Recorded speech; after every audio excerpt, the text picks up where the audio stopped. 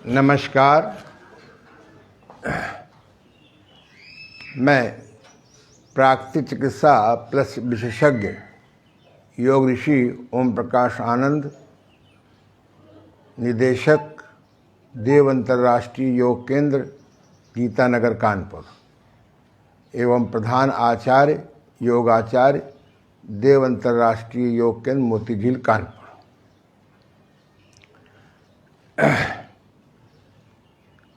कल हम लोगों ने चर्चा की थी और प्रैक्टिकली अंग अंग के व्यायाम भी किए थे। मैंने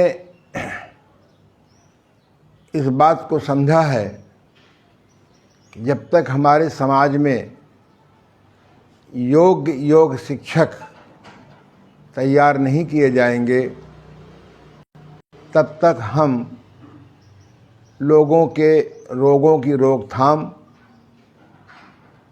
चाहे वो शारीरिक हो या मानसिक, संभव नहीं हो पाएगा। और योग शिक्षकों को प्रारंभिक कुछ ऐसा ज्ञान भी रखना होगा जिससे कि हम अपने क्लाइंट को या अपने योगाभ्यासियों को शीघ्र और अधिक लाभ दे सकें। आम समाज समझता है कि योग माने व्यायाम, योग माने योगासन। वास्तव में योग की अधिकतम, सबसे अधिक प्रकार बताए हैं तो भगवान श्री कृष्ण ने श्रीमद् भगवद गीता में एक श्लोक के रूप में प्रस्तुत किया है। श्लोक है, युक्ताहार विहारस्य युक्त चेष्टस कर्मसु युक्त स्वप्नावबोधस्य योगो भवति दुःखा। हे अर्जुन, योग साधना के द्वारा, योग के द्वारा रोग उन्हीं का नष्ट होगा जिनका आहार युक्त होगा, जिनका विहार युक्त होगा। विहार का मतलब यहाँ पर होता है दिनचर्या, रात्रिचर्या, ऋतुचर्या। दो चर्या और हमारे गुरुदेव ने बढ़ाई हैं, अर्थचर्या और मैथुनचर्या। तो आहार सही हो, विहार, पांचों विहार सही हों, जो 5 विहार के प्रकार हैं। हमारे कर्म भी ऐसे हों जो हमारे स्वास्थ्य में साधक हों। आजकल बहुत से लोग व्यापार करते हैं, बहुत अच्छी बात है, पर वो अपनी दुकानें 8 बजे, 9 बजे, 10 बजे, 11 बजे बंद करके घर आते हैं। वास्तव में आज से 20 वर्ष पूर्व जब मुझे मॉरिशस जाने का अवसर मिला था, वहाँ की सरकार ने 6 बजे दुकानें बंद करने का सख्त आदेश दे रखा था और वहाँ बंद भी हो जाती थी। तो कर्म भी हमारे ऐसे हों जो हमारे स्वास्थ्य में बाधक न हों। पहले हम लोग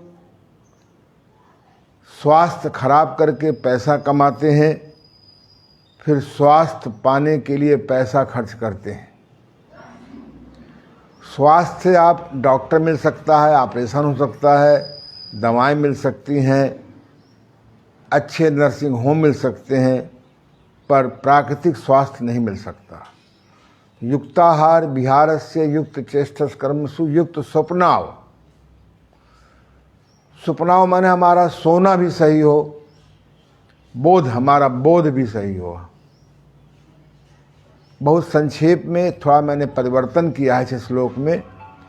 युक्ताहार विहारस्य युक्त चेष्टस कर्मसु युक्त शोधन बोधस्य योगो भवत दुःखा। पहले हमारा प्राकृतिक भोजन होता था, प्राकृतिक वातावरण था, श्रम में जीवन था, हमारे सनातन स्वास्थ्यवर्धक नियम दिनचर्या में थे तो शोधन की आवश्यकता नहीं थी, लेकिन तब भी शोधन का उस समय भी वर्णन था। योग में 7 शोधन क्रियाएं हैं, जैसा कि मैंने प्रथम दिन बताया था। बस्ती क्रिया, अगर आपका पेट किसी कारण से खराब हो गया हो तो बस्ती क्रिया से आप तुरंत ठीक कर लीजिए। नेति क्रिया, अगर आपको जुखाम, खांसी, साइनोसाइटिस आदि रहता हो तो नेति क्रिया से तुरंत आराम ले लीजिए, ठीक कर लीजिए। धौती क्रिया, जिसे कुंजर कहते हैं, एक प्रकार में अगर हमारा एसिड बन गया है, पित्त बन गया है तो इमीडिएट तुरंत कुंजर करके, दंड धौती करके या वश धौती करके आप पित्त बैलेंस कर लीजिए, संतुलन कर लीजिए। और आंतों को दिन पर दिन मजबूत बनाने के लिए नौली क्रिया करिए नित्य। इसी प्रकार से हम त्राटक क्रिया करेंगे, इससे हमारा मन बैलेंस हो जाता है। अगर मन भटक रहा है तो इमीडिएट तुरंत त्राटक का अभ्यास करिए, 1-2 मिनट में मन शांत हो जाता है। और इसके बाद कपाल शोधन, हमारा मस्तिष्क कैसे दिन पर दिन अच्छा होता रहे उसके लिए कपाल शोधन क्रिया है। और 7वीं क्रिया एक और जोड़ी गई, संघ प्रक्षालन। तो इसमें क्या है कि 6 महीने में अगर एक बार संघ प्रक्षालन कर लें तो आपके पेट में मल नहीं जमा रहेगा। मेरी तरह इस 74 में भी बिल्कुल पूर्ण स्वस्थ रहेंगे। मैं इन सब क्रियाओं का, पहली बात मुझे आवश्यकता ही नहीं पड़ती, फिर भी कभी आवश्यकता पड़ जाती है तो मैं इन क्रियाओं को कर लेता हूँ। और एक नई क्रिया मैंने जोड़ी है महिलाओं के लिए, योनि प्रक्षालन, वेजिनल डूस।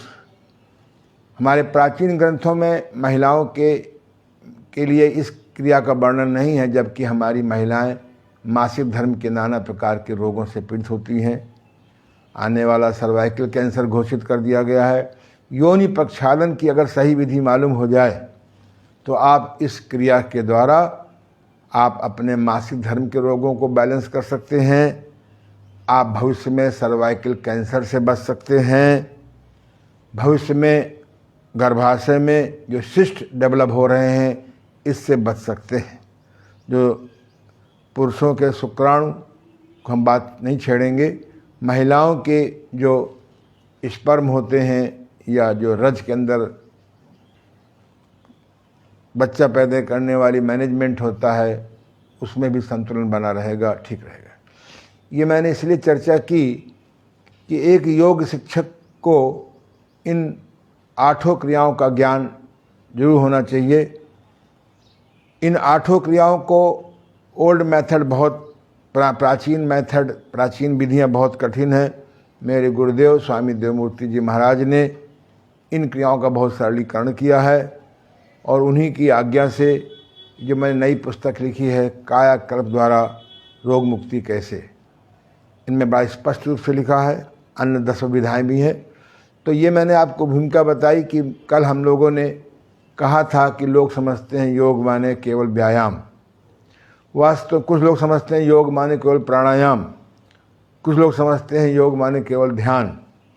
वास्तव में इसी पतंजल ने स्पष्ट कहा है, राजयोग में नंबर 1 यम, नंबर 2 नियम, नंबर 3 आसन, नंबर 4 प्राणायाम, नंबर 5 प्रत्याहार, नंबर 6 धारणा, नंबर 7 ध्यान, नंबर 8 समाधि।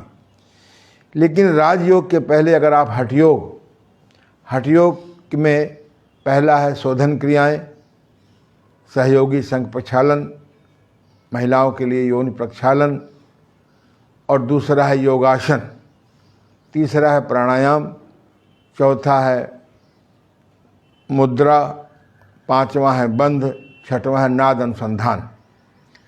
तो मेरे अनुभव में समाज में पहले हठयोग का अभ्यास होना चाहिए, साथ में राजयोग का भी अभ्यास करें। तो कल मैंने आपको बताया था कि योगासन के पहले हम अपने साधकों को सूर्य नमस्कार का अभ्यास करें।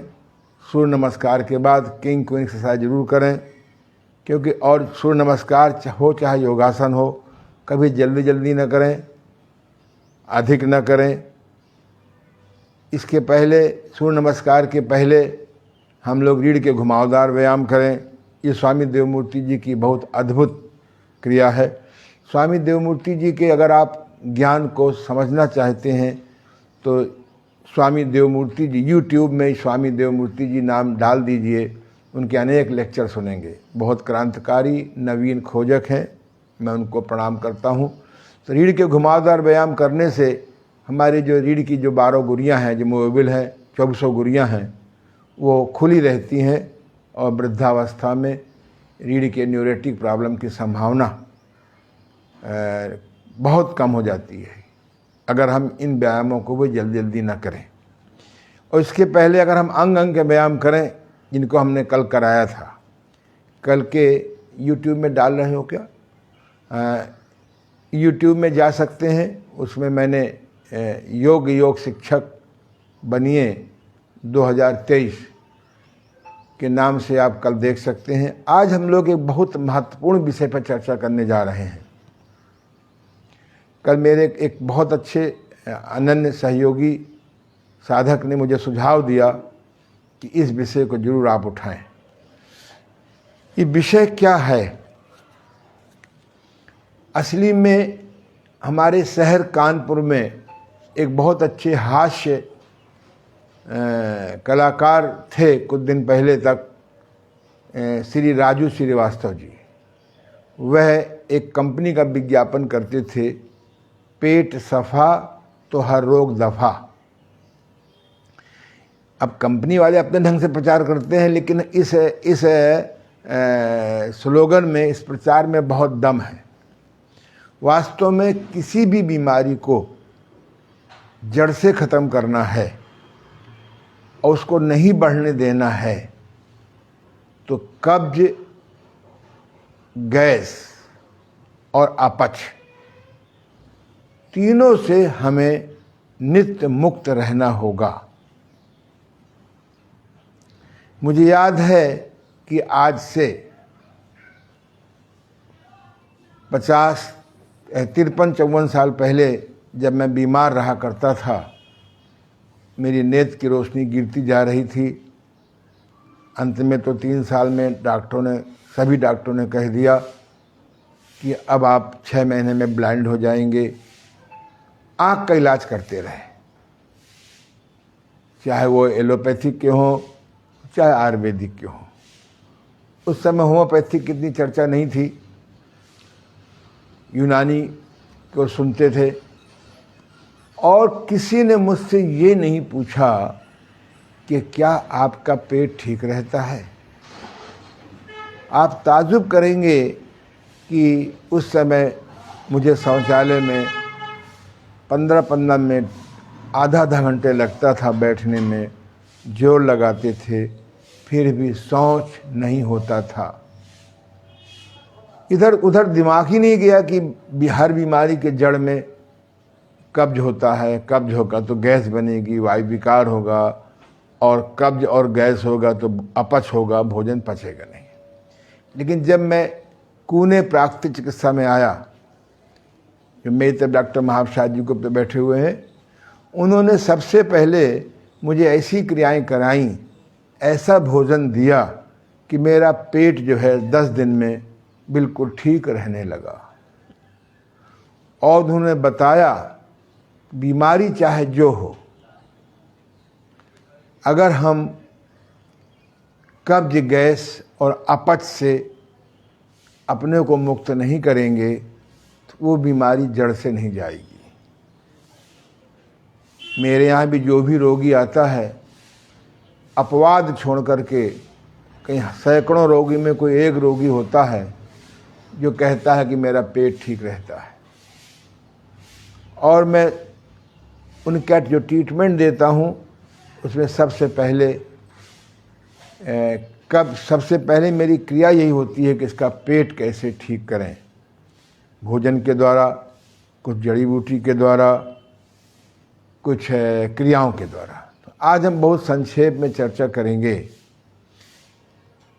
सुविधा के लिए मैंने एक अभी लेटेस्ट है, तो मेरी बहुत किताब पुरानी, कब्ज, गैस, अपच की जड़नाशक चिकित्सा। ये पुस्तक संभवतः मैंने इसमें अपने anandyoga.com में पुस्तकों के बीच में दे दिया है, आप इसको खोल के पढ़ सकते हैं या मेरा से मंगा सकते हैं। ये पुस्तक वास्तव में हमारी भारत सरकार हाई स्कूल में या इंटरमीडिएट में इसको कोर्स में रख दे, शिक्षा में रख दे, हम इस देश को 90% 80% घातक रोगों से बचा सकते हैं। मैं प्रयास कर रहा हूं। तो आइए हम लोग पहले ये जानें कि कब्ज के कारण क्या क्या होते हैं। अगर हम कब्ज के कारण को नहीं समझेंगे, क्योंकि जब तक हम कारण को नहीं हटाएंगे,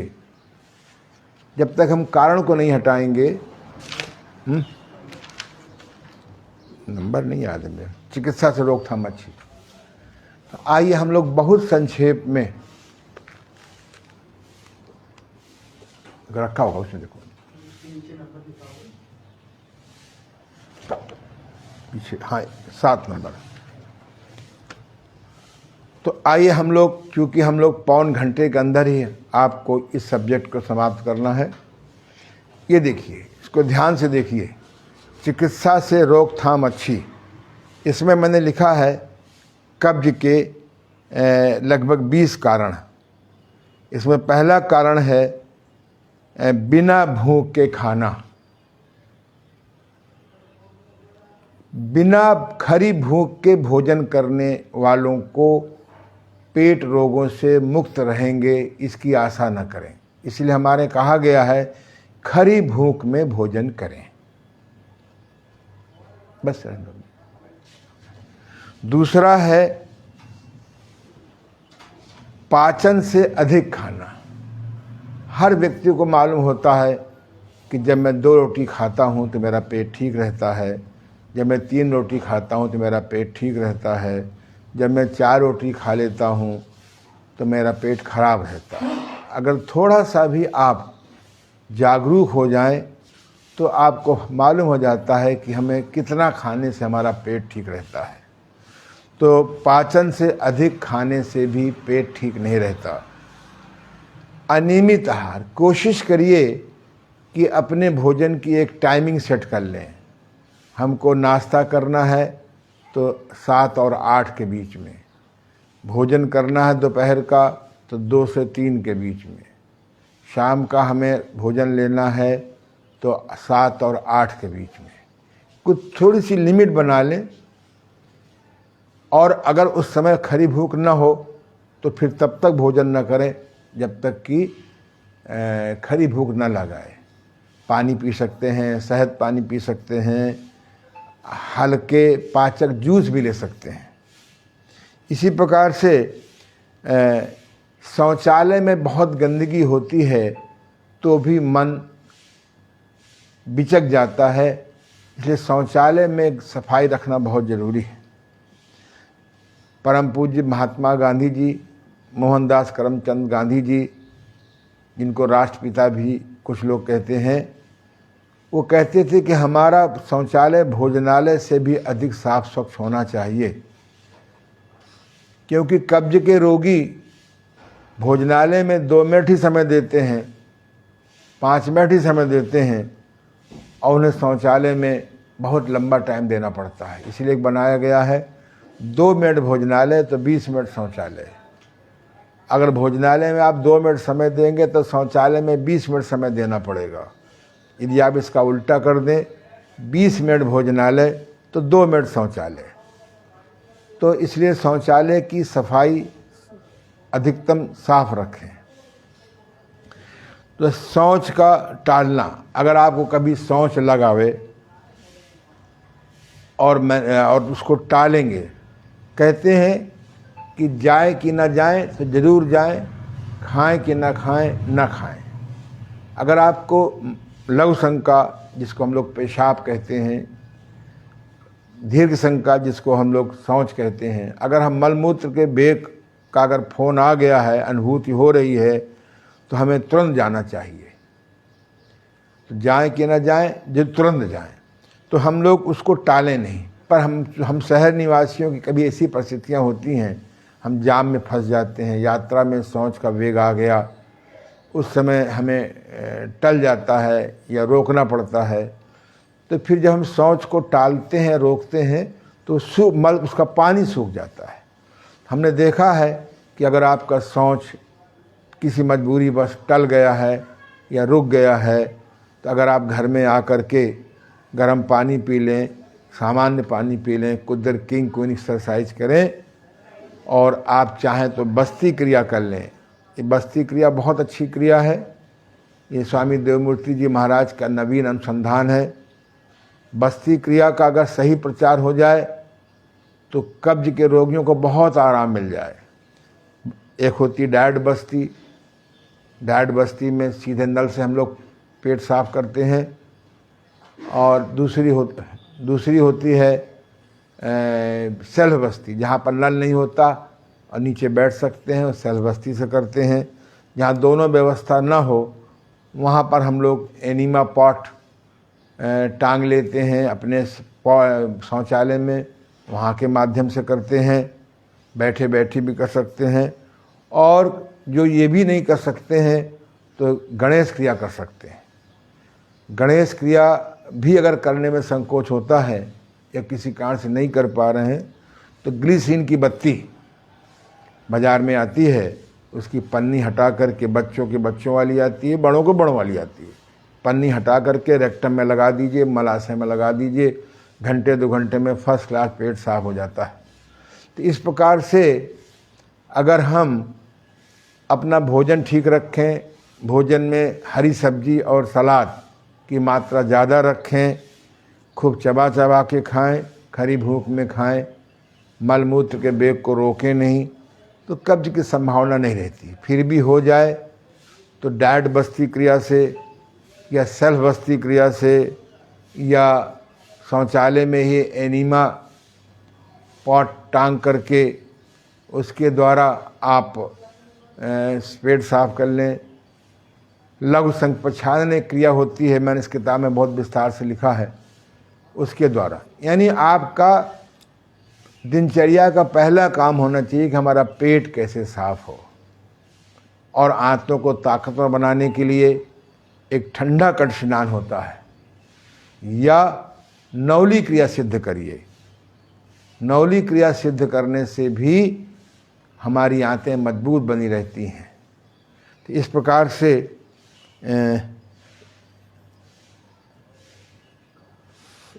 हाँ, कभी शौच में जोर मत लगाइए। शौच में जोर लगाने से हमारी आंतों में सूजन हो जाती है, हमारे लीवर कमज़ोर हो जाता है, हमारा पैंक्रियास कमज़ोर हो जाता है, हमारी खून बनने की मशीन स्प्लीन कमज़ोर हो जाता है। तो इसलिए कभी शौचालय में जोर मत लगाइए। शौच जाने के पहले गर्म पानी पी लीजिए, 1 गिलास, 2 गिलास, 3 गिलास, या अगर आप गर्म पानी अनुकूल नहीं बैठता है तो सामान्य पानी पी लीजिए। और सामान्य पानी के बाद किंग और क्वीन एक्सरसाइज जो कल हमने आपको दिखाई थी, आज फिर दिखाने का प्रयास करेंगे। आप किंग और क्वीन एक्सरसाइज करने से भी पेट साफ करने में सहायता मिलेगी। इसी प्रकार से दस्तावर दवाइयाँ, आयुर्वेद में इसको विरेचन कहते हैं। यद्यपि अगर विरेचन को सही ढंग से कभी कभी प्रयोग किया जाए तो अमृत है, लेकिन बाज़ारों में अपना सामान बेचने के लिए उनकी अपनी एक मजबूरी है, क्रिया है, अपना व्यापार है। तो आयुर्वेद में विरेचन क्रिया को 3 भागों में बांटा है। जैसे मृदुल विरेचन यानी नंबर 1 विरेचन, नंबर 2 मध्यम विरेचन, नंबर 2 कह लीजिए, और तीसरा है तीव्र विरेचन। तो ये वैद्य लोग पहले जान जाते थे कि इस प्रकार का कोष्ठ है। मुझे तो पिछले 50 वर्षों में अभी कोई ऐसा वैद्य नहीं मिला। वो भी दवा रोग के अनुसार दवाएं देते रहते हैं। कभी कभी कोई वैद्य पेट साफ करा देते हैं, पर हम तो प्राकृतिक चिकित्सक लोग सबसे पहले पेट ही ठीक कराते हैं या सांस में ठीक कराते हैं। तो दस्तावर दवाओं का लगातार प्रयोग करने से आंतें कमज़ोर हो जाती हैं, आंतों का खुश्कीपन बढ़ जाता है, उनकी प्राकृतिक चिकनाहट कम हो जाती है। अभी हमारे कुछ दिन से एक रोगी आ रहे हैं, अब तो रोगी नहीं कहेंगे, वो करीबन उनकी उम्र 64 साल है और बता रहे थे कि मैं लगभग 34 साल से शहर का कोई डॉक्टर नहीं बचा, शहर का कोई वैद्य नहीं बचा, शहर का कोई होम्योपैथ नहीं बचा। फिर किसी एक हमारे शिष्य ने उनको सुझाव दिया कि आप देव अंतर्राष्ट्रीय योग केंद्र गीतानगर कानपुर चले जाइए और वो आपको कुछ ही दिनों में ठीक कर देंगे। जब मैं उनका परीक्षण किया तो उनकी आंतों में बुरी प्रकार से मल भरा हुआ था, नाभि हटी हुई थी और 8-10 दिन में ही उनके मैंने आंतों को अपनी यौगिक प्राकृतिक चिकित्सा से मुलायम किया, बस्ती क्रिया से मल बाहर निकाला, भोजन में सब्जी की मात्रा बढ़ाई, एक दिन फलाहार कराया और अब बहुत सुखी हैं, बहुत सुखी हैं। तो इसलिए हम लंबे समय तक अगर हम दस्तावर दवाओं का प्रयोग करेंगे तो हमारी आंतें और निर्बल हो जाएंगी। इसी प्रकार से आजकल नशे का बहुत प्रचार हो गया है। मुझे नहीं पता कि हमारी भारत सरकार इधर कब ध्यान देगी। रोज़ ही अखबार में आता रहता है कि इतने 100 करोड़ की 10 ड्रग्स पकड़ी गईं। दुर्भाग्य से हमारे जो आजकल के जल्दबाजी वाले वैद्य लोग हैं, वह लोग भी रोगी को जल्दी लाभ पहुंचाने के चक्कर में देखा गया है कि वो भी आधुनिक पेन किलर डाल देते हैं, ड्रग्स डाल देते हैं। ये बहुत बड़ा अपराध है। तो नशे की दवाएं अगर आप लगातार खाते रहेंगे तो इससे भी हमारे को कब्ज हो जाता है। और योग में एक नेति क्रिया होती है। नेति क्रिया करने से, अब 5 to 8 सजेशन करने से बड़े बड़े ड्रग छूट जाते हैं। अगला है नाभि का हट जाना, इसको हम अलग से पढ़ाएंगे। हर योग शिक्षक को नाभि का ज्ञान होना चाहिए। नाभि का बहुत बड़ा विज्ञान है। मेरा जब रोगी आते हैं तो मैं नाभि का भी परीक्षण करता हूँ, देखता हूँ किसी के नाभि दाएं चली गई है, किसी की बाएं चली गई है, किसी के नीचे चली गई है, किसी के ऊपर चली गई है, किसी के आगे आ गई है, किसी के बैक चली गई है। और नाभि का बहुत बड़ा विज्ञान है। जैसे आयुर्वेद में ये नाड़ी विज्ञान था, आधुनिक युग में पेट की सूजन आदि पता लगाने का अल्ट्रासाउंड विज्ञान है, रीढ़ की हड्डी की प्रॉब्लम का पता लगाने के लिए MRI आदि है। ऐसे ही योग में नाभि का विज्ञान बहुत बड़ा है। मैंने इस पर भी पुस्तक लिखी है, हटी नाभि कैसे बिठाएं। ये पुस्तक अगर घर घर पहुंचा दी जाए और कोर्स में रख दिया जाए तो हर व्यक्ति अपनी नाभि खुद बिठा सकता है। इस पर बहुत जल्दी एक सेमिनार होने जा रहा है CSJ यूनिवर्सिटी में। इसका एक 3 घंटे का सेमिनार होगा। इसमें हम नाभि के बारे में विस्तार से बताएंगे। वैसे जो किंग एक्सरसाइज है, अगर आप इसको ईमानदारी से सुबह शाम करें तो प्रायः नाभि आपकी नहीं हटेगी, और हट भी गई है तो आपकी सेट हो जाएगी। तो नाभि का विज्ञान बहुत बड़ा है। अगर आपकी नाभि हटी हुई है, मैंने देखा कि बहुत से रोगी 20-20 साल से पेट के रोगी हैं, और जब उनकी हम नाभि सेट कर देते हैं 8-10 दिन में, उसकी यौगिक क्रियाएं हैं और वो ठीक हो जाते हैं। अगर आपकी नाभि हट गई है तो भोजन भी आप ठीक रखिए, तब भी पेट नहीं ठीक होता।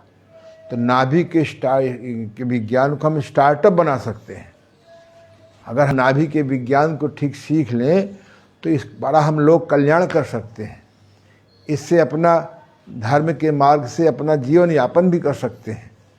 तो कब्ज, गैस, अपच, नाभि, ये सब बहुत स्टार्टअप बन सकते हैं। इस पुस्तक में मैंने सदा यही ध्यान रखा है कि अगर कोई व्यक्ति इसके द्वारा समाज की सेवा करना चाहे तो समाज की सेवा भी कर सके। और जब सेवा करेंगे जरूर कुछ ना कुछ आपको मेवा मिलेगी। ये आपका काम है कि आप किस प्रकार से धर्म के मार्ग से मेवा इकट्ठा करें या अधर्म के मार्ग से मेवा इकट्ठा करें।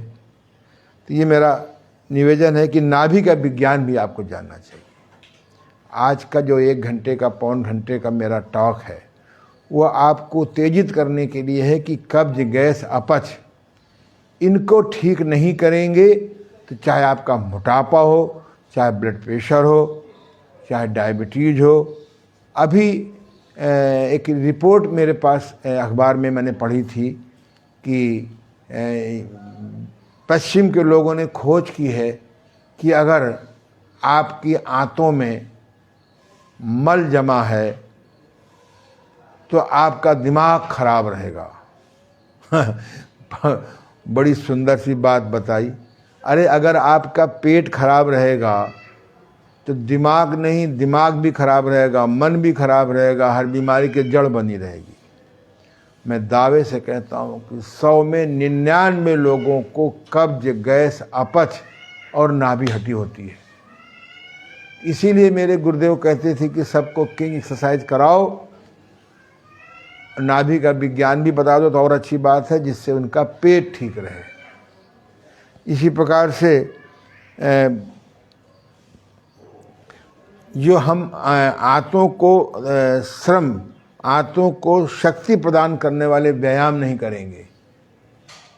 श्रम का भाव तो सभी को है। मैं भी कौन 24 घंटे में कोई श्रम करता हूँ। अगर सवेरे नवली क्रिया न करूँ, किंग एक्सरसाइज न करूँ, भ्रमण योग न करूँ और 2-3 आसन है, उत्थान पादासन, नौकासन, क्वीन एक्सरसाइज, अगर मैं भी 5 क्रियाएं न करूं, कभी कभी बस्ती क्रिया न करूं तो मेरे पेट खराब रहेगा। तो इसलिए श्रम भी ज़रूरी है। श्रम की जगह पर आप आंतों को ताकत देने वाले व्यायाम करा सकते हैं। हाँ, भोजन में हरी सब्जी की कमी ये एक बहुत बड़ी समस्या है। सब्जी 3 प्रकार की होती हैं, एक आलू वाली सब्जी, एक पत्ते वाली सब्जी, एक हरी सब्जियां। वैसे सब्जी का मतलब हरी सब्जी से है, इसका नाम हिंदी में तरकारी है, तरकारी। उर्दू में सब्जी कहते हैं। सब्जी स्वयं में हरी होनी चाहिए। जैसे हरा बैंगन सब्जी है और गुलाबी छिलके वाला बैंगन सब्जी नहीं है। आलू सब्जी नहीं है। हरी जिसके ऊपर, जिस सब्जी के ऊपर, तरकारी के ऊपर हरा रंग नहीं होता वो सब्जी नहीं है। जैसे फूल गोभी सब्जी नहीं है। जो फूल गोभी के पत्ते हम लोग निकाल देते हैं दुकान में ही, वो सब्जी है। तो अगर हमारे भोजन में हरी सब्जी का अभाव रहता है तो भी आप कब्ज, गैस, अपच के रोगी बने रहेंगे। तो धीरे धीरे हरी सब्जियों का मात्रा बढ़ाएं। अगला है आपका फुजला विहीन भोजन। अगर आप, आजकल तो आटा सब गड़बड़ सड़बड़ हो गया। हम जब छोटे थे तब ये चक्कियाँ नहीं थी, तो हमारी माता जी, हमारी भाभी जी मिल करके सवेरे 4-5 बजे उठ करके हाथ चक्की का आटा, हाथ से पिसे आटे का रोटी बनती थी, बड़ी स्वादिष्ट होती थी। फिर कुछ दिनों के बाद हमारे गांव में चक्की आ गई, बल्कि हमारे घर में चक्की लगाई गई व्यापार के लिए। फिर वो आटा पिसने लगा, फिर उसमें चोकर छन के निकलने लगा, चूँकि बाहर का आटा था। अब तो कंपनियां थैली में आटा देती हैं, उसमें ऐसा पदार्थ डाल दिया जाता है जो खराब नहीं होता महीनों सालों। खैर, उस विषय पे हम नहीं जाएंगे।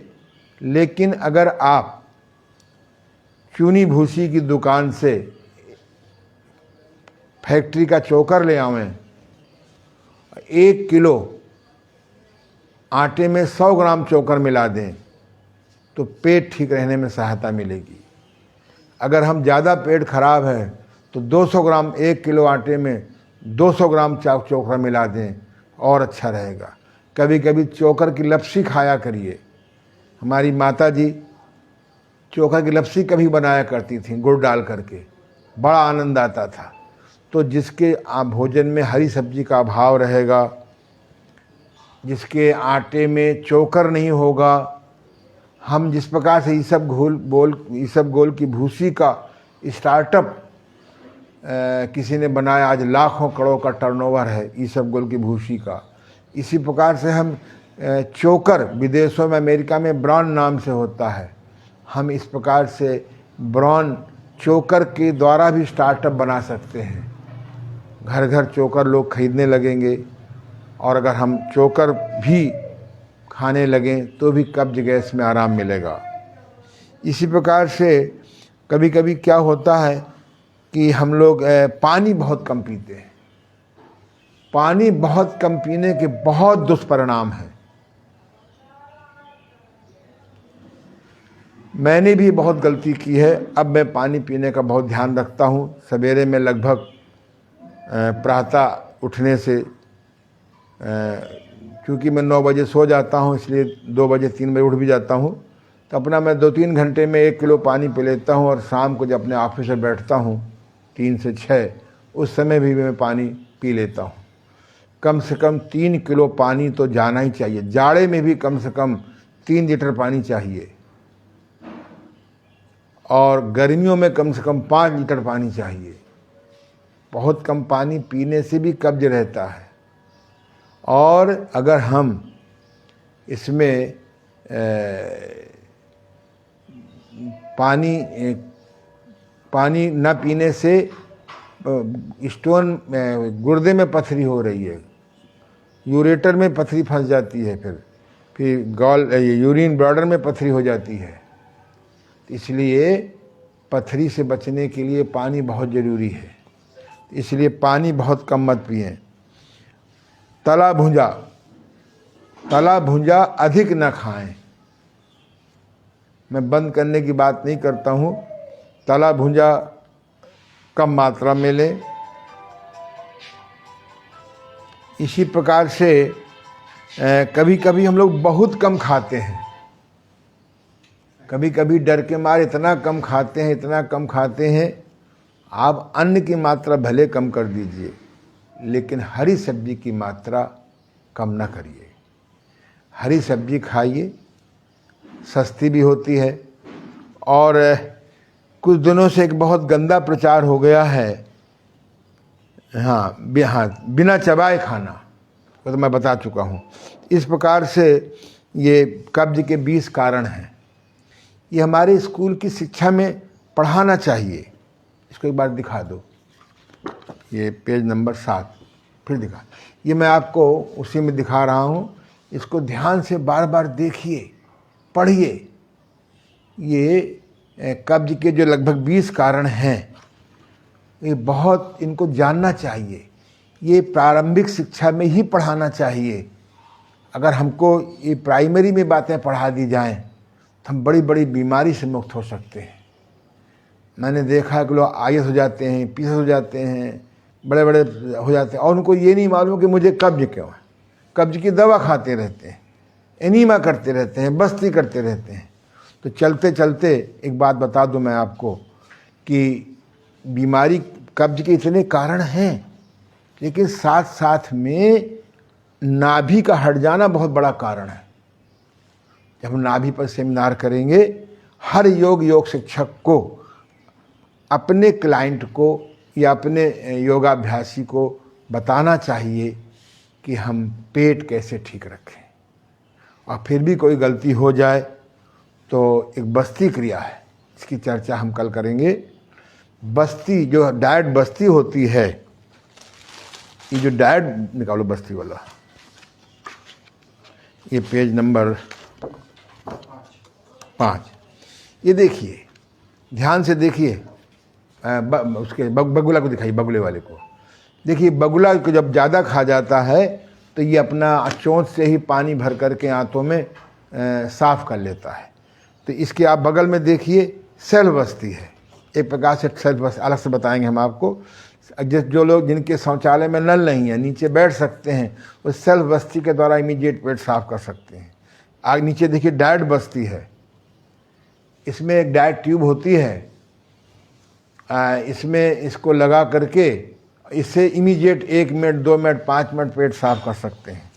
और इसी प्रकार से एक डिब्बा वाला दिखाइए, हैं, अपने डिब्बा में ही टांग लीजिए, शौचालय में डिब्बा टांग लीजिए और उसमें पानी भर के भी पेट साफ कर सकते हैं। इसके बगल में देखिए ये प्राकृतिक चिकित्सा का एनीमा है।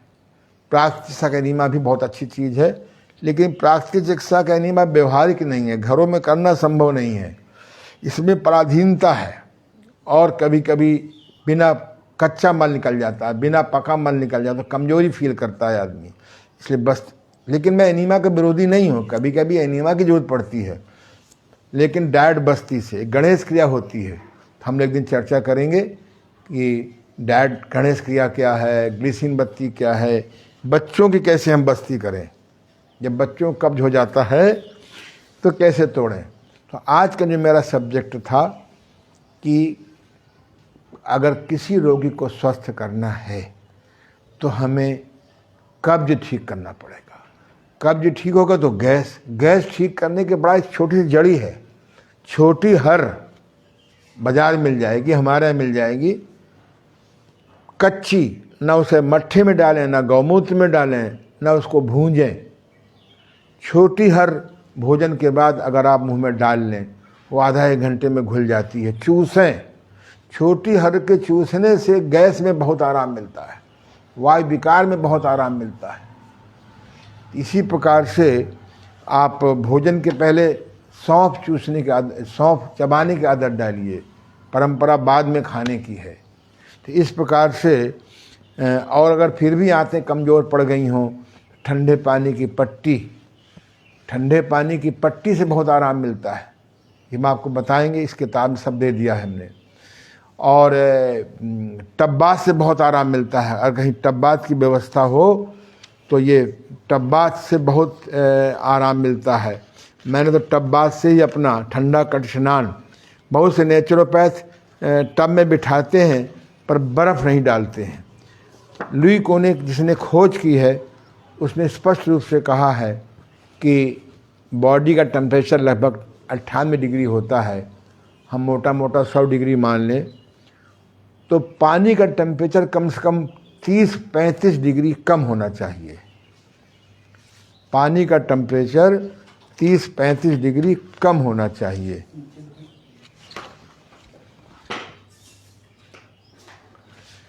ये मैंने देखा है, जब रोगियों को हम 30-35 डिग्री करने के लिए बर्फ़ डाल के बिठाते हैं तो रोगी को बहुत लाभ मिलता है।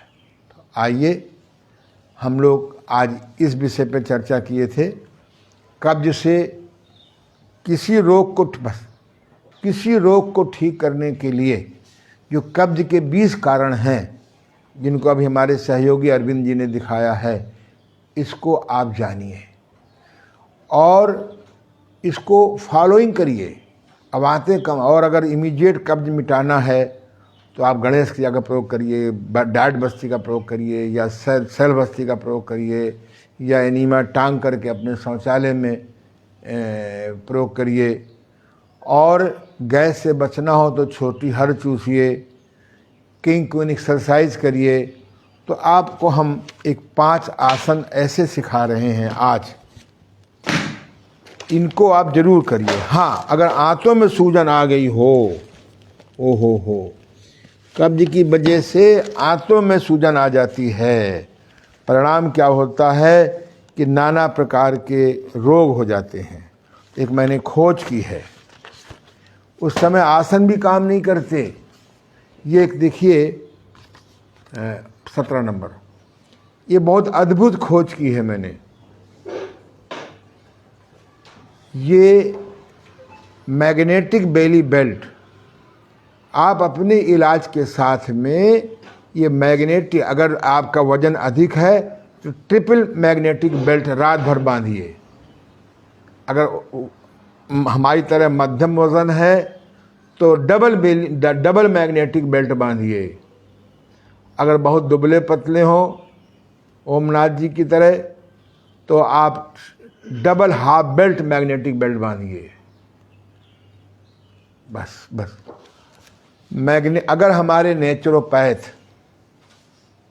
अगर हमारे योग शिक्षक इस मैग्नेटिक बेल्ट को स्वीकार कर लें और रोगी को रात भर पहनाने लगें तो जो रोगी सालों में ठीक होते हैं वो महीनों में ठीक हो जाएंगे। जो महीनों में ठीक होते हैं वो सप्ताह में ठीक हो जाएंगे। जो रोगी सप्ताह में ठीक होते हैं वो तो ठीक हो ही जाएंगे। मैग्नेटिक बेल्ट हर योग शिक्षक को, हर प्राकृतिक चिकित्सक को मैग्नेट थेरेपी जरूर सीखना चाहिए। मैग्नेट थेरेपी घर बैठे सीखने के लिए आप योग ऋषि ओम प्रकाश आनंद जी, वायो जी, योग ऋषि ओम प्रकाश आनंद जी यूट्यूब में जाइए। मेरे 12 लेक्चर हैं। अगर आप ईमानदारी से 12 लेक्चर धीरे धीरे सुने, मैंने किताब भी डाल दी है, और मैग्नेट थेरेपी सीख लें। इस पर मैं एक आंदोलन करने को सोच रहा हूँ। अगर दुनिया को पेन किलर से मुक्त करना है, पेन की दवाइयों से छुटकारा दिलाने में मैग्नेट थेरेपी से बढ़कर दुनिया में कोई चिकित्सा मुझे नहीं मिली। किसी प्रकार की सूजन ठीक करना हो तो मैग्नेट थेरेपी अद्भुत है। जितनी न्यूरेटिक प्रॉब्लम है, इसके लिए मैंने एक और डेवलपमेंट किया है, electromagnet therapy, coil electromagnet therapy. मेरा खोजी माइंड है, तो कानों का बहरापन ठीक करना हो तो मैग्नेट थेरेपी प्लस, आँखों की रोशनी बढ़ानी हो तो magnet therapy plus, Parkinson Alzheimer ठीक करना हो तो मैग्नेट थेरेपी प्लस। तो ये मैग्नेटिक बेल्ट बांधने से आंतों की सूजन बहुत जल्दी ठीक होती है, आंतों की कमजोरी बहुत ठीक होती है। रात भर बांधना, बांध के सो जाइए। तो आइए हम लोग जो है आ जाइए। हम 10 मिनट के अंदर आपको 5 आसन सिखा रहे हैं। अब सूजन कैसे मालूम पड़े? आजकल तो लेट जाइए, आजकल तो हर आदमी अल्ट्रासाउंड करा के आता है। ध्यान रखें, अगर आंतों के किसी अंग में सूजन है तो कपालभाति प्राणायाम को दूर से नमस्कार करिए। कपालभाति प्राणायाम से हजारों लाखों लोग जिनकी आंतों में किसी अंग में, लीवर में सूजन है, स्प्लीन में सूजन है, देखा देखी, सुने सुनाए, पढ़े पढ़ाए, करते योग, छीजे काया बाढ़े रोग। इसलिए मैं कह रहा हूं योग शिक्षक बनिए। योग शिक्षक तो बहुत हैं।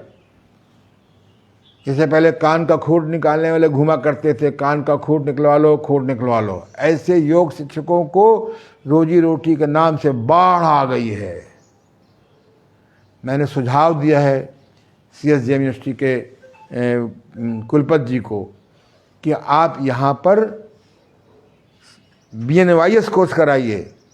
बिना प्राकृतिक चिकित्सा के ज्ञान के, बिना एनाटॉमी फिजियोलॉजी के ज्ञान के आप एक अच्छे योग चिकित्सक नहीं बन सकते। तो आइए संक्षेप में पैर मोड़ लीजिए, फैलाइए आपस में, और तिरछा हो जाइए जरा सा, ये देखिए, करिए। तो सवेरे उठते ही ये एक्सरसाइज धीरे धीरे करिए। इसका नाम है किंग एक्सरसाइज। यह मरकट आसन नहीं है, मरकट आसन अलग ढंग से किया जाता है। ये देखिए, एक पैर का घुटना, दूसरे पैर की एड़ी बिल्कुल ठीक लगे। धीरे धीरे करिए। सवेरे उठते ही आप इसको शुरू कर दें। हाथों को ऐसे रख लीजिए, जगह ना हो तो ऐसे कर लीजिए। ये किंग, इसका नाम रखा है मैंने किंग एक्सरसाइज। सिद्धे स्वामी देवमूर्ति महाराज ने रखा है 7वां व्यायाम। 10 बार, 20 बार, 25 बार, 30 बार रुकी हुई हवा निकल जाती है। दोनों पैर मिलाइए। किंग है तो क्वीन भी होगा। लीजिए, दोनों पैरों को मिला करके एड़ी और हिप का अंतर लगभग 9-10 इंच का होगा। बड़े धीरे धीरे करिए, जितना धीरे धीरे करेंगे उतना लाभ अधिक होगा। डिस्लिप है, करने में कष्ट है तो नहीं करेंगे। गर्भवती महिलाएं आधा करेंगी, आधा करिए, आधा करिए। ये रीढ़, संसार में जितने जानवर हैं सब रीढ़ हड्डी को हिलाते हैं, इसलिए सुखी रहते हैं। आदमी वर्टिकल हो गया है, वर्टिकल होने से L5 S1 गैप कम हो गया। यहाँ पर C7 और T1 में गैप कम हो गया। फिर झुक के बैठने लगे, उल्टा पुल्टा सोए, जूता झुक के पहनने लगे, रॉन्ग पोस्चर। मेरे उसमें जाइएगा, इसमें यूट्यूब में है कि नहीं पोस्चर थेरेपी वाला, डाल देना। तो मैंने पोस्चर थेरेपी पर बहुत लिखा है। पोस्चर थेरेपी भी जानना चाहिए, इस पर मैं अलग से टॉक दूंगा। पोस्चर थेरेपी पर मैंने बनाया, अभी मैंने अपने सहयोगी से कह दिया है यूट्यूब में डाल दें। पोस्चर थेरेपी पर मैंने 16 पेज इसमें लिखे हैं, अपनी डाला है मैंने अपने उसमें योग ऋषि ओम प्रकाश आनंद फेसबुक में।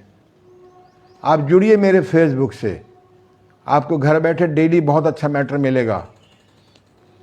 बिना दवा के, बिना इंजेक्शन के, बिना ऑपरेशन के 90% हम लोग कैसे मुक्त हों। बस अब किंग क्वीन होंगे तो फिर वो बच्चे भी पैदा होंगे, है। ये प्रिंस एक्सरसाइज है। इसको ऐसे आराम से, इसमें हंसते हैं पर हंसिएगा नहीं, क्योंकि आप सुबह सुबह उठे हैं, घर में आप और लोग सो रहे हैं। ये इस पूरे हाथ पैर चलाइए, मोमेंट करिए। जो उल्टा पिल्टा रात को सो गए हैं वो सब ठीक हो जाएगा। बस अब नीचे पैर कर दीजिए। किंग एक्सरसाइज, क्वीन एक्सरसाइज, अब प्रिंस एक्सरसाइज। प्रिंसेस आगे बताएंगे। अब आप दोनों पैर मिलाइए, हम दो हमारे दो हैं, और माता पिता साथ में हो जाए तो अच्छी बात है। ये नहीं कि हम अगला बच्चा अभी अभी, तेरा के बाद कभी कभी है। बच्चा कम पैदा करना, ज़्यादा पैदा करना आदमी के हाथ में है, भगवान के हाथ में नहीं है। भगवान के हाथ में सब जीव हैं, सब पशु पक्षी हैं। एक आदमी हाथ से निकल गया है। क्यों साहब? 84 लाख प्रकार के जीव में सब आदमी के, सब भगवान से गवर्न हो रहे हैं। एक आदमी ऐसा महाजानवर हो गया है, न जो भगवान की सुनता है, न वास्तविक धर्म सुनता है, अपने संप्रदाय को धर्म कह रहे हैं, न कुदरत की सुनता है, न प्राकृतिक चिकित्सा सीखता है, न योग करता है। ऐसा अनुशासनहीन ये महाजानवर हो गया है। चलिए, मेरी बात बड़ी कड़वी है, इसलिए हाँ, अगला बच्चा अभी अभी, तेरा के बाद कभी कभी नहीं। भगवान कृष्ण का एक ही बच्चा था, है। राम के पास एक ही बच्चे थे, दूसरे किसी मेथड से पैदा हुआ होगा जो आजकल पैदा हो रहे हैं। तो इसलिए ये हमारी दुनिया के सभी सरकारों को नियम लगा देना चाहिए, भारतवर्ष में ही क्यों, कि 2 बच्चे से अधिक जिनको हो उनको सुविधाएं बंद कर देना चाहिए। इससे समस्या पैदा हो रही है विश्व में। आइए, पैर उठाइए, करिए उत्थान पादासन। किंग करिए, क्वीन करिए, प्रिंस करिए, और ये उत्थान पादासन। दोनों पैरों को मिला करके उठाते हैं और 5 गिनती में रोकते हैं, फिर नीचे ले जाते हैं। बहुत सुंदर। फिर लीजिए, 5 बार करिए। हाँ, अगर आंतों में सूजन है तो नहीं करेंगे, लीवर में सूजन है तो नहीं करेंगे, पैंक्रियाज में सूजन है तो नहीं करेंगे। ये मत सोचो कि एलोपैथी दवाइयों के केमिकल साइड इफेक्ट से लोग बीमार हो रहे हैं। योगा की वजह से भी खूब बीमार हो रहे हैं। मेरे पास खूब बिगड़े केस आते हैं, प्राणायाम आधा घंटा कर रहे हैं गंदी हवा में। प्राणायाम कुछ नियम होते हैं। योगासन किए जा रहे हैं, 84 आसन। बंद करो, योग भी विज्ञान है एक। ये लीजिए, धीरे धीरे करिए। बस अब नौकासन करिए, दोनों। ये देखिए, 5 गिनती में रोकिए, ये हिस्सा लगा हुआ है, बाहर नीचे ले आइए। ये हमारे संजय अवस्थी जी हैं, बहुत अच्छे हमारे सहयोगी हैं। 35 साल से, कब समाज संपर्क में हो? 28 साल से। 28-30 साल से मेरे संपर्क में हैं। करिए, बहुत अच्छा ये साधना करते हैं।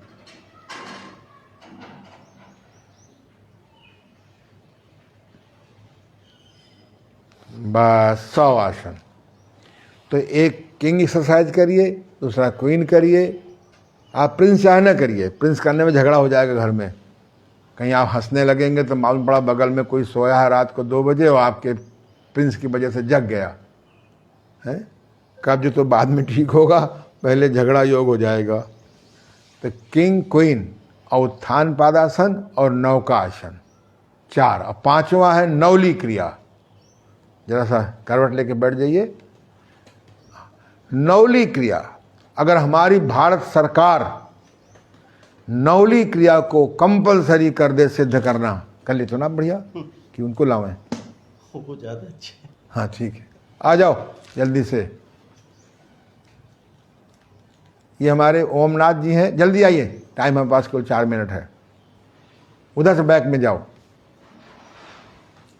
स्वामी देवमूर्ति जी का तो कहना था कि सैकड़ों योगासन एक तरफ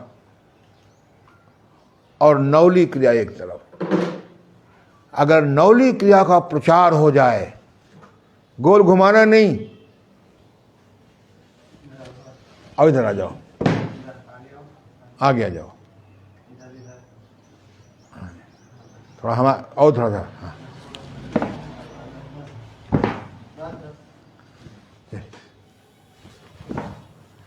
ध्यान दीजिए, नवली क्रिया। एक बार मैंने अपने गुरुदेव से कहा कि मुझे सांस में बहुत देर लगती है, क्या कहने? बोले नवली सिद्ध करो।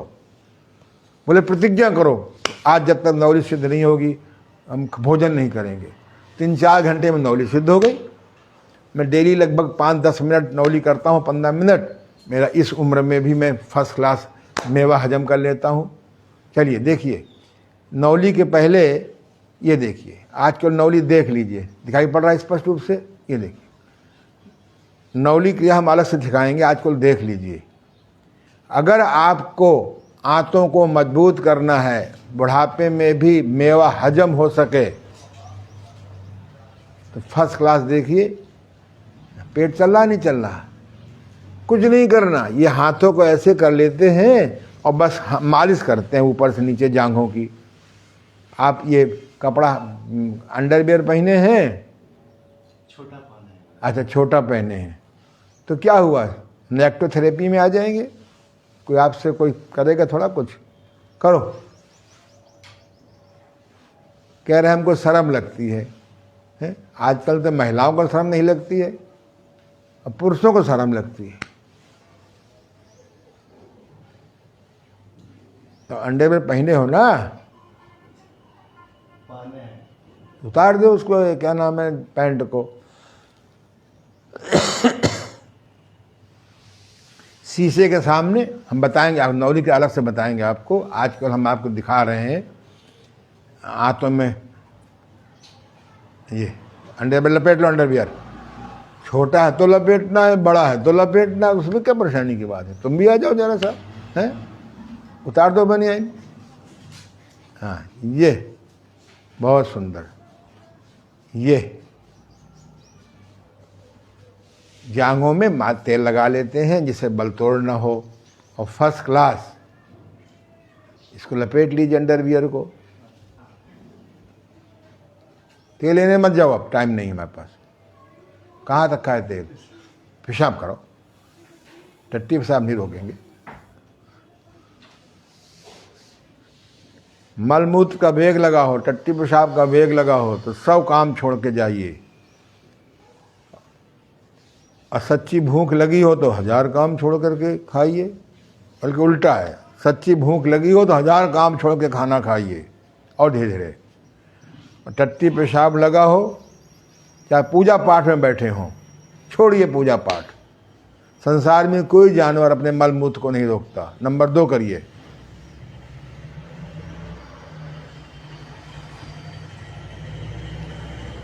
कब्ज गैस अपच दूर करने के लिए मैंने 20 फार्मूले बताए। किन 20 बातों का ध्यान रखें, फिर भी गलती हो जाए तो बस्ती क्रिया कर लें, एनीमा कर लें, संघ प्रक्षालन कर लें लघु, और भोजन में हरी सब्जी की मात्रा लें, और ये 5 योगा जरूर करें। किंग एक्सरसाइज, क्वीन एक्सरसाइज, नौकासन, उत्थान पादासन और नवली क्रिया, ये 5 क्रिया करिए। और अगर आंतों में सूजन हो तो मैग्नेटिक बेल्ट हमारे से मंगवा लीजिए, बहुत अच्छी क्वालिटी की बनाई है, जिससे कि उसमें प्लास्टिक से नहीं बनाई, उसमें प्लास्टिक कहते हैं, क्या कहते हैं जो लगाते हैं, पहले बेल्ट में लगाते थे, कपड़े से बनाई गई ना अपने यहाँ। चलिए, मैग्नेटिक बेल्ट बांधिए, खरी भूख पे खाइए, भूख से कम खाइए, चबा के खाइए। ये देखिए, नवली क्रिया का अभ्यास करिए। अगर नवली क्रिया का प्रचार हो जाए तो 90% लीवर के रोगों से बच जाएंगे, स्प्लीन के रोगों से बच जाएंगे, डायबिटीज़ तो जड़ से ख़त्म होती है। नंबर 2 हो गया। नंबर 3, लोग डाइट घुमाने वाला करने लगते हैं। ये देखिए नंबर 3, दक्षिण वाम नवली, दोनों एक साथ नवली और अलग अलग दबाने वाली नवली। ये देखिए, आराम से करिए। बस आज इतना ही, चलिए बैठ जाइए। धन्यवाद। तो आज हम लोगों ने बहुत महत्वपूर्ण विषय पर, अभी हमारे सहयोगी ने बताया इशारे से कि कब्ज गैस पर हमारे 5 लेक्चर यूट्यूब में है क्या, कब्ज गैस पर मेरे 5 लेक्चर 5 दिन के हैं, उसको पढ़िए। लेकिन जो आज की बात मैंने बताई है पौन घंटे में, ये ज़्यादा महत्वपूर्ण है, और ये किताब भी आप पढ़ सकते हैं। इस देश को बचाना है, बड़ी बड़े घातक रोगों से बचाना है, तो आज का लेक्चर बहुत इम्पॉर्टेंट है। इसको शेयर करिए, कम से कम 5 लोगों को भेजिए। और अगर आप फिर भी नहीं ठीक हो रहे हैं तो you come to my institution. आप देव अंतर्राष्ट्रीय योग केंद्र, गीतानगर, कानपुर में संपर्क करिए। मेरे पास 10 दिन रहिए। बड़े से बड़े कब्ज, बड़े से बड़े घातक रोगों से आप ठीक हो जाएंगे। ये मोबाइल नंबर लिखा हुआ है, www.anandyoga.com, ये नंबर लिखा हुआ है। ये यूट्यूब और फेसबुक का नंबर लिखा हुआ है। ये सब इसलिए लिखा है कि आपको सुविधा के लिए। तो मैं चलते चलते मैं पुनः CSJM यूनिवर्सिटी के कुलपति डॉक्टर विनय कुमार पाठक जी को और उनकी पत्नी डॉक्टर वंदना पाठक जी को धन्यवाद देता हूं कि उन्होंने मुझे बताया कि आप ऑनलाइन योग शिक्षक का कोर्स चलाइए। धीरे धीरे प्रचार बढ़ेगा, प्रसार बढ़ेगा। आप सबको बहुत धन्यवाद। 3 बार ओम ध्वनि कर लीजिए, श्वास को भरिए। ओम।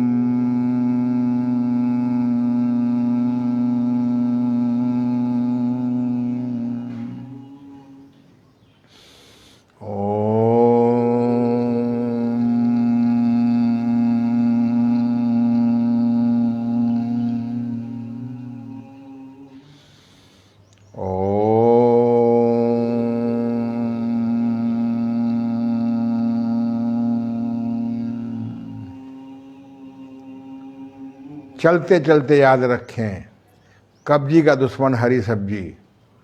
कब्जी दूर करने का रास्ता है बस्ती क्रिया, गणेश क्रिया। गैस दूर करने का उपाय है छोटी हर। आंतों में सूजन हो गई तो मैग्नेटिक बेली बेल्ट।